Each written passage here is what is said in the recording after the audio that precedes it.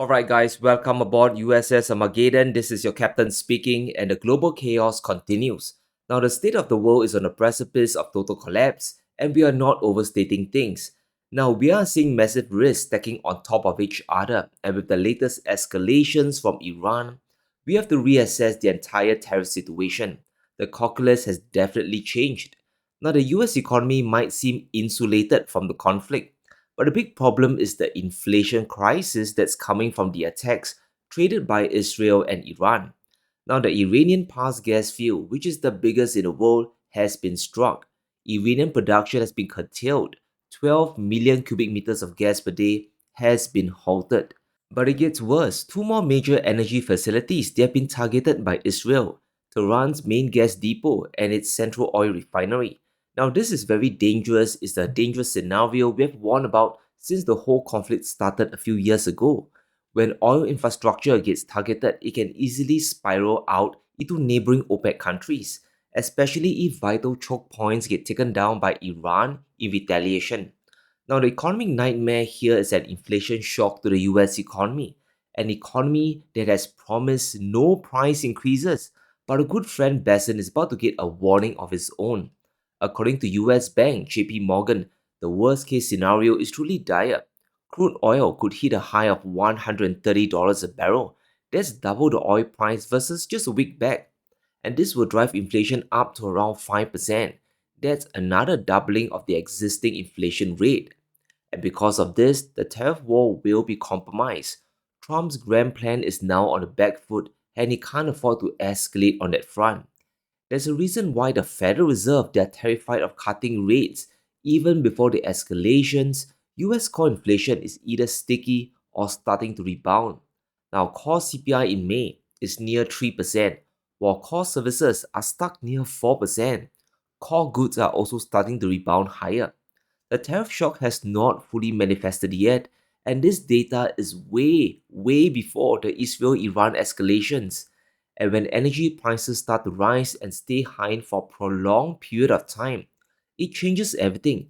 Food and gas prices will fly to the moon, headline CPI will change first, before it filters down to every other good and service out there. Now, in this situation, the Trump administration can't fully wage the trade war. And by now, everyone knows the truth behind the tariffs. These are a tax on the consumer or US importers. Someone domestic will be suffering, but yet Bessent has denied that tariffs are taxes. Let me ask you this. Do you think that tariffs are taxes? Sorry? Do you think tariffs are taxes? No. No, they're not. No. Now, this is just so bizarre, isn't it? Go to the US Trade website and they clearly tell you that a tariff is a tax levied by the government. Now, Bessent might deny this reality, but he won't be able to deny the risk of higher inflation. Now, imagine a rebound in prices and the tariffs spiking higher after July the 8th, which is when the pause will end. Well, the US is already floating the idea of caving to the global economy, and this is yet another taco moment before Taco Tuesday. And yes, look it up, July the 8th is on a Tuesday. Now, during his session in Congress, Bessent already capitulated. He is thinking of extending the tariff pause for countries negotiating with the US. Now, he's saying it's limited for countries in good faith talks, but I bet he will extend it to all major trading partners, the ones where the US has a big trade deficit. Now, the 55% tariff on China is not going away. Lundin has maintained this is the best outcome for the US and China. So consumers are already facing major inflation from Chinese goods. And realize how tapped out US consumers and importers are. The Port of LA, which facilitates trade with Asia and China, saw imports drop by an astounding 19% in May. Tariffs are hitting US businesses and they are paying through the nose to Trump. In May, the customs collected nearly $23 billion in duties from American importers. To the buyer, this just looks like higher product inflation. Prices are simply higher. The revenue collected is going to fund Trump's big beautiful bill. And when US imports drop, it means either consumption overall has collapsed or demand has shifted to higher price domestic goods, and either option is bad. Now imagine what happens if oil prices keeps going up. Now domestic US products will get even more expensive from power and labor costs. And the last thing the dream team can afford is heading back to the April tariff levels. Now recall what Lutnick said just 2 months back. Countries were supposed to queue up to sign deals with the US. Have so many countries to talk to. It's incredible. I think Scott and I'm not sure we could ever have enough time in the day to talk to all these countries because they want to talk and they want to talk now. And they have come with offers that they never, ever would have come with, but for the moves that the president has made, demanding that people treat the United States with respect. We're getting the respect we deserve now, and I think you're going to see historic deals one after the other. But instead of the 90 deals in 90 days, we got just one with the UK and a truce with China. And none of them really changes anything.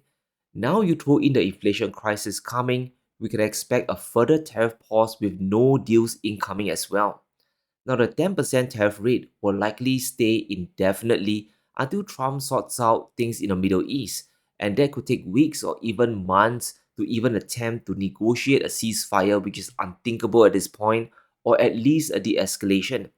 Now, lawmakers in Iran are threatening to shut down the Strait of Hormuz, so this crisis could escalate even further from here. Now, because inflation is rebounding, the Fed can't afford to cut rates, and this is going to put enormous pressure on borrowing costs for the US government. Now, Bessent understands this and he's moving to hoodwink the entire economy by becoming the new mascot of inflation.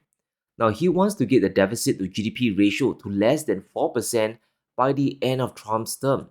Now, this is a very sneaky statement because it sounds very responsible to most people. How can it be bad, right? So, you're telling me that the US government will be borrowing less money by 2028 or 2029? What's not there to like about this? Now, firstly, Bessent is only telling you one half of the plan. Bondholders are going to get screwed because there's only one way out of this spending crisis. On its own, the deficit amount will have to increase. Now, the CBO has made their projections all the way until 2034. Even until 2028, the US deficit will hit 7.2%, and by the time Trump retires as president, it will still be way over 6%. And if that's the case, how is Bessent going to drive the US deficit down to 4% as he so proudly predicted? Now, this is where we need to dive a little, get deeper into the weeds. What Bessent is trying to paint is a Mad Max scenario of massive inflation to goose up the economy. There's simply no other genuine way to drive down US government spending. Now, this is going to coincide with Powell leaving his position and Trump installing his own friendly Fed chair. Now, someone who's willing to run the economy hot, and we mean really, really hot. And Luke Roman just exposed the agenda. It's highly unlikely that 3 or 4% can be achieved without a sustained period of significantly negative real rates.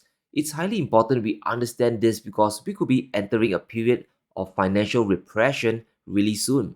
And what's funny is how Bessent already moved the goalpost from 3% just a few months back. He already knows it's a big stretch.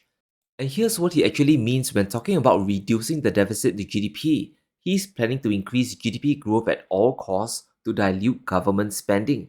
And let's assume the deficit today is at $2 trillion and US GDP is 25 trillion. This means the deficit to GDP ratio is at 8%. Simple enough, nothing complex. Now the US can push this number down, this metric down, and still borrow the same amount of money of $2 trillion. If GDP just doubled thanks to inflation and nominal growth, hitting $50 trillion, it reduces the deficit. The new deficit to GDP ratio is now a magical 4%.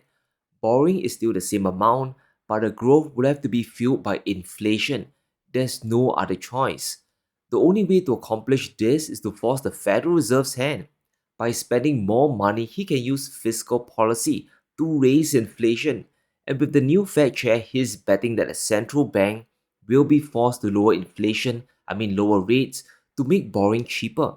Either the Fed accepts higher inflation to goose GDP up, goose GDP higher, or allow US debt auctions to fail, and then in turn will collapse the entire system. Very insidious but very doable. And this is called financial repression. The Treasury can pressure the Fed or big US banks to keep buying bonds, and Bessent can impose the liquidity mandates to get the big boys to hold treasuries even if real returns are negative. Buy more 10-year bonds at say 4% yield even though real inflation is much higher than that. And that in turn gives us negative real interest rates. Welcome to the magic of financial engineering. It's horrific, but it can be done if Trump is desperate enough. There's simply no way to bring the deficit down without financial repression. This is doubly true when bond yields refuse to hit lower. Plus, we have an inflation shock coming in the days and weeks ahead. Oil prices are already up by 8 to 10%, and higher crude equals higher inflation. And that will cause the Federal Reserve to hold on to rates they can't cut anymore, especially when Powell is still in charge. The next few days are going to be a really wild inflation ride. Even banks on Wall Street and Paul Tudor Jones, they're calling for the dollar to crash by another 10%. The relief valve for this mess would be the currency. The dollar will have to be debased sooner or later. Jeff Gundlach himself is predicting yields to continue rising. He's pointing to long-term rates hitting 6%, probably on a 30-year bond. But if it does, we can bet the Fed will have to step in to prevent a meltdown. And whether things get worse or not really depends on the US. Foreign policy has gone bonkers. We have Trump hinting that he knew about the strikes, then backpedaling saying that the US weren't involved. Now, I don't know what you think about this, but we can assume Iran isn't amused. They have cancelled nuclear talks already, and the odds of a deal is probably negative at this point. Now, I wish I could give you an indication of what's to come, but it's just not possible. Trump himself has not ruled out US involvement in the war. In an interview, Trump has confirmed there is a possibility of the US getting dragged in. So the talks in Oman are cancelled, and there seems to be no off ramp at this moment. What Trump wants is for Iran to capitulate, and his latest post on Truth Social is really off the rails. Just reading it sounds really unhinged. Now, tell me if any of this makes sense. Yes, he wants Iran and Israel to make a deal, and he'll do it the same way he got India and Pakistan to make peace. Are this really the same thing? The same situation as Egypt and Ethiopia in his first term? What's really going on here? And of course, Trump wants to make the Middle East great again. Now, how is any of this coherent? It's more like ramblings of someone who just lost the plot. How is Iran going to make a deal under these circumstances? This only sets the stage for a weaker US economy and less leverage when it comes to all the trade deals. Trump should not have allowed the strikes in the first place. So hang tight, guys, we are in uncharted waters. There's no playbook for this situation. Best case scenario, we get a minor inflation shock. Worst case scenario, a global recession if things blow up. But let me know what you think. Will Bessent extend the tariff pause? And did Trump just trap the US in an endless loop of endless escalations? Let me know in the comments below. Stay safe. Be sure to smash the like button and subscribe as we navigate through these insane times.